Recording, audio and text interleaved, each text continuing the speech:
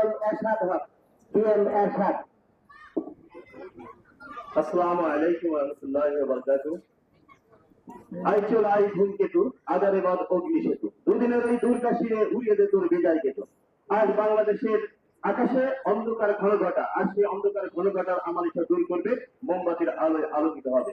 আজকের অনুষ্ঠানে সম্মানিত প্রধান অতিথি, বিশেষ অতিথি, সভাপতি সহ এই রিচি গ্রামের সকল ভোটার মা বোনেরা এবং ভাই ও বন্ধুরা, সবাই আপনারা ভালো আছেন তো?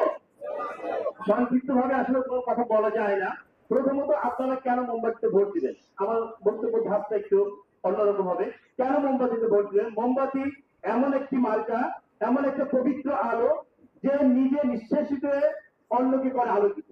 মোমবাতি এমন একটা মার্কা, এমন একটা আলোয় আলোকিত হয়, যা মসজিদ, মন্দির, গির্জা, প্যাডোগো সহ জন্মদিন এবং মৃত্যুদিনের উৎসবেও এই মোমবাতির আলোয় আলোকিত করতে হয়।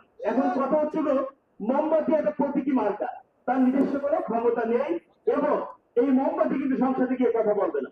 মোমবাতি মার্কার মালিককে তিনি কথা বলবেন, আর সেই মালিক হচ্ছে ডাক্তার এস এম সারোয়ার সাহেব। এখন কথা হচ্ছে ডাক্তার এস এম সারোয়ার সাহেবকে আপনাদেরকে জানা দরকার। ডাক্তার এস এম সারোয়ার সাহেব মেহনতি মানুষের জন্য, মেহনতি মানুষের জন্য এবং যারা শ্রমজীবী মানুষ তাদের অধিকার রক্ষার জন্য দীর্ঘ 30 বছর তিনি সংগ্রাম করে চলেছেন। তিনি চান যারা শ্রমের ঘাম দিয়ে যে অর্জিত অর্থ, বর্তমান সমাজে এই অর্থ দিয়ে মানুষ স্বাভাবিক জীবন যাপন করতে পারে না, তার একটি দাবি শ্রমিকরা তাদের খেটে খাওয়া মজুরির জন্য এই বাজারে সংগতি রেখে ন্যূনতম 30 থেকে 40 হাজার টাকা একজন শ্রমিকের মজুরি হয়, সেই আন্দোলনে তিনি দীর্ঘ 30 বছর করে করছেন। তিনি আন্দোলন করছেন কৃষি, যারা মাথার ঘাম পায়ে ফেলে রক্তকে পানি বানিয়ে কষ্টের অর্জিত ফসল, এই ফসলের কিন্তু ন্যায্য মূল্য পায় না। তিনি এই তাদের ন্যায্য মূল্য আদায়ের জন্য দীর্ঘ 30 বছর সংগ্রাম করেছেন, হয়তো এটা আপনাদের জানা নেই। ডাক্তার এস এম সারোয়ার সাহেব একজন মানবিক মানুষ। তিনি মনে প্রাণে বিশ্বাস করে সাধারণ মানুষ ভালো থাকলে দেশ ভালো থাকবে, সমাজ ভালো থাকবে, দেশের উন্নয়ন হবে।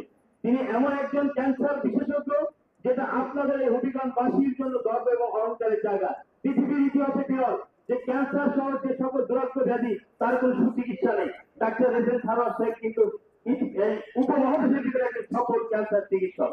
তো এমন একজন ব্যক্তি যাকে নিয়ে আমরা গর্ব করি এবং চিকিৎসা ক্ষেত্রে আমরা তাকে নিয়ে নোবেল বিজয়ের স্বপ্ন দেখি। তো সেই ব্যক্তি হচ্ছে আপনাদের হবিগঞ্জ 3-এর ব্যক্তি। তো এটা তো আপনাদের গর্ব এবং অহংকারের জায়গা। এই ব্যক্তিকে যদি আপনারা সংসদে পাঠান, এই ব্যক্তিকে যদি আপনারা ভোট দেন, তাহলে আমার মনে হয় শুধু আপনাদের এই হবিগঞ্জ 3 নয়, পুরো বাংলাদেশের প্রেক্ষাপট চেঞ্জ হয়ে যাবে।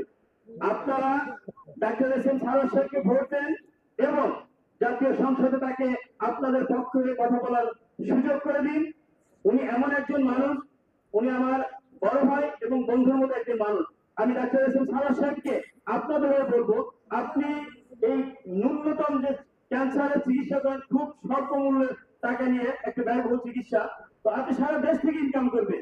আপনি জাতীয় সংসদে যখন নির্বাচিত হয়ে যাবেন, এই রিচি গ্রাম সহ হবিগঞ্জ 3-এর মানুষকে আপনি এই যে স্বল্প মূল্যে চিকিৎসা দেন তার থেকে আরো 50% কম নেবেন। এটা আপনার কাছে আমার আহ্বান। কারণ মানুষের শরীর থাকলে রোগ থাকবে, আর সেই রোগের সুচিকিৎসার জন্য মানুষের একটা মোটা অঙ্কের অর্থ ব্যয় করতে হয়। আপনি ইনকাম বহুত করেছেন এবং করবেন সারা দেশ থেকে, কিন্তু এই রিচিবাসীকে, এই হবিগঞ্জবাসীকে একবার ফ্রি চিকিৎসার মতো একটা চিকিৎসা ব্যবস্থা করবেন। সংগ্রামী সাথী বন্ধুরা,